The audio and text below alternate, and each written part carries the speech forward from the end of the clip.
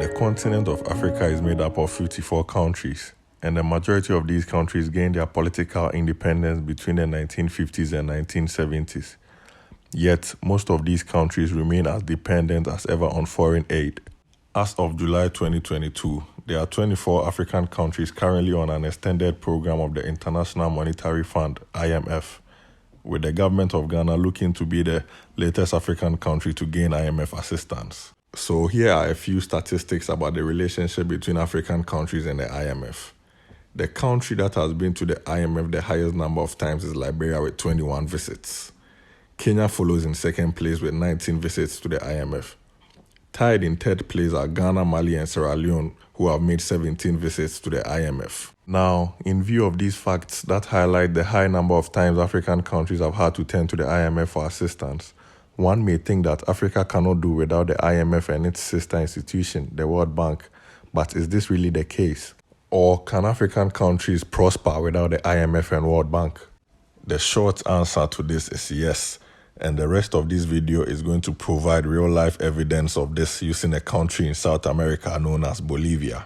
Bolivia before 2005 was just a small poor country in South America that many consider to be a basket case.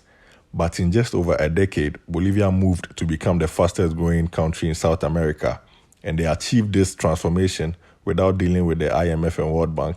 In fact, they went against the known policies of the IMF and World Bank to achieve this economic transformation. The president under whom Bolivia achieved this economic success is known as Evo Morales, who was the president of Bolivia from 2006 until 2019. South America, like Africa, is blessed with abundant natural resources, and Bolivia is no exception. Before the 2005 elections that brought Evo Morales to power in Bolivia, he promised as a key step to bringing his people out of extreme poverty to nationalize the natural resources Bolivia is blessed to have. In simple terms, this meant the Bolivian government will come to fully own the natural resources and receive the majority share of all revenue to then invest in social programs to reduce poverty and improve the lives of Bolivians. In May of 2006, just 5 months after Evo Morales had been elected as Bolivian president, he declared that he was nationalizing the gas and oil industries in Bolivia in fulfillment of the promise he made to his people. Evo declared that the property of this oil and natural gas passes from this moment into the hands of the state of Bolivia, under the control of the Bolivian people. This is the solution to the social and economic problems of our country. He added, once we have recovered these natural resources, this will generate work. It is the end of the looting of our natural resources by multinational oil companies. Before the nationalization of Bolivia's natural gas, private companies paid a tax of just 18% on the production that they reported, meaning that, in effect, they decided the amount of tax they would pay. However, now that the natural gas reserves are publicly owned, 80% of gas revenues are kept by the state, with a 20% going to the companies who have invested in partnership with the state. In fact, it is not only natural gas which was nationalized by the Bolivian government. A number of strategic companies in telecoms, mining, aerospace, banking, and manufacturing have also been brought under public ownership, the profits of which go to the state, allowing for an increased capacity for social spending. Amazingly, the decision to nationalize Bolivia's oil and gas sector in May 2006 generated $31.5 billion for the public coffers over the next 10 years. By comparison, in the previous 10 years before the nationalization, taxes and revenue from the same oil and gas production amounted to a paltry $2.5 billion. So just think about it for a minute. In the 10 years after Bolivia took full control of their oil and gas, they raked in revenue of $31.5 billion in 10 years. But in the previous 10 years, where it was privatized, they only raked in a paltry $2.5 billion. Oh, and before I forget, have I spoken about the fact that this transformational decision to nationalize Bolivia's resources was opposed by the IMF? Oh yes, the IMF opposed Bolivia's government taking full control of its resources to enable the state adequately cater for its people. The IMF insisted that the oil and natural gas resources of Bolivia should remain in the hands of private companies, with Bolivia receiving a pittance in royalties and taxes. This is the policies that have been pushed across Africa by IMF. But as Evo Morales and Bolivia prove, a better world is possible.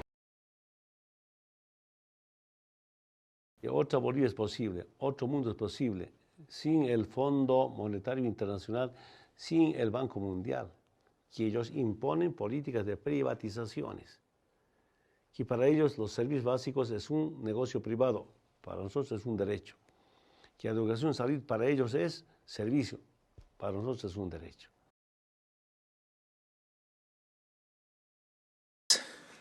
We are the country with the highest economic growth in South America, with an average growth of 4.9% over the past 6 years. Between 2005 and 2019, the gross domestic product increased from 9.5 billion to over $40 billion.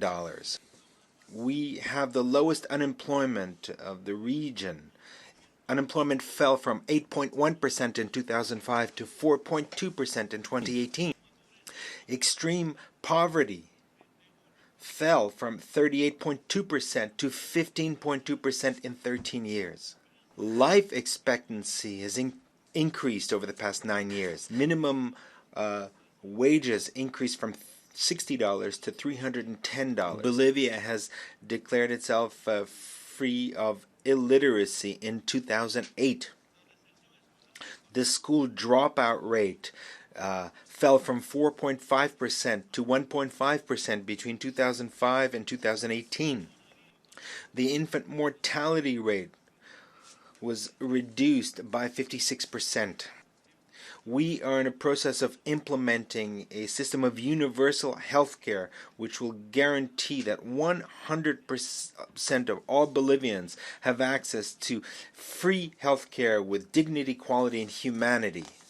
We enacted a law for free medical care for cancer patients. The statistics I mentioned are part of the achievements of our democratic and cultural revolution that has given Bolivia political, economic, and social stability.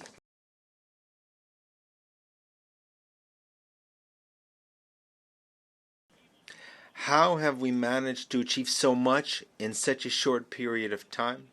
How has Bolivia managed to take the path towards defeating poverty and underdevelopment? Well, thanks to the mindfulness of our people, of the indigenous social movements, of farmers, of workers, of professionals, of men and women living in rural areas and in cities.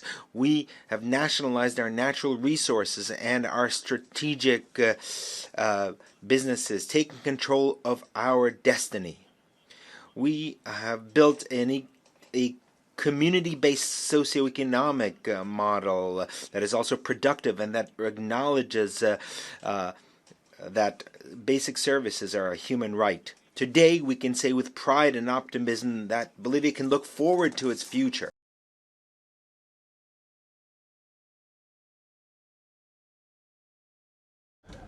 And so for those who seek to make Africans believe that we cannot do without aid from the IMF and World Bank, the example of Bolivia clearly proves the contrary.